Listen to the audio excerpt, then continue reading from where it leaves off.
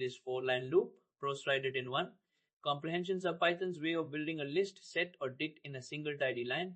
And once you see the swap, you can't unsee it. Stick around, and by the end, you'll read them at a glance and write them without thinking.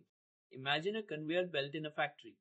Raw items roll in on one end, each one gets a quick stamp, and finished items pile up at the other end. A comprehension is exactly that belt written as one line of code.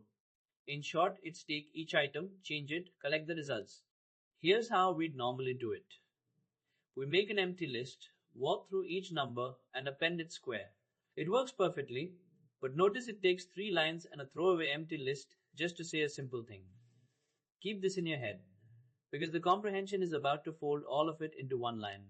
So here's the trick. Inside square brackets, you write what you want first, then the for loop that feeds it. Read it out loud as give me n times n for every n in this list.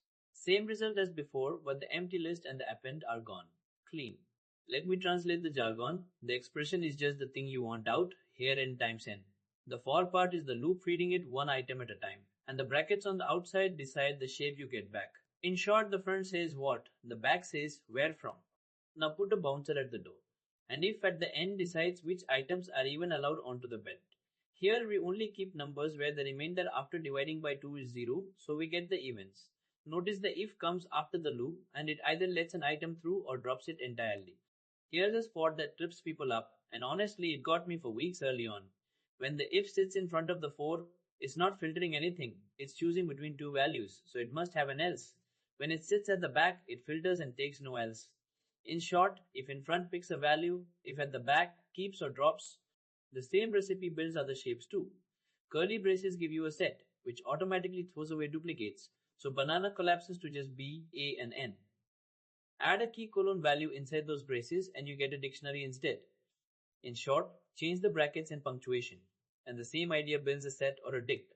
You can chain 2 loops, and the rule is thread them left to right, exactly like nested for loops stacked top to bottom. The first loop is the outer one. The second spins fastest. So X sticks at 1 while Y runs through, then X moves on. It pairs up everything with everything. Picture it as a grid. The row is fixed by X, and we slide across the columns filling in each Y. Finish the row, drop to the next X, slide across again. That's why the outer loop is written first, is the slow hand, the inner loop is the fast one. A couple of traps to dodge. 1. Don't try to filter with an if in front, it demands an else and won't drop items. 2. Once your 3 loops and 2 ifs deep like this, nobody can read it, including future you at 3 am. In short, if you have to squint, unfold it back into a normal loop. Here's my honest take. Comprehensions are underrated for small transforms and overrated for everything else. Use one when it's a single clear step and it even runs a touch faster than an append loop. But the moment your logic starts branching all over the place, a plain loop is easier to read and easier to fix at 3 am. One clean step, use the comprehension.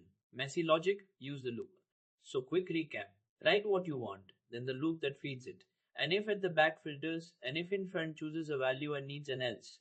Curly braces make sets and dicts, and you can nest loops left to right. That edge case broke me. Don't let this be the one you skip. Subscribe.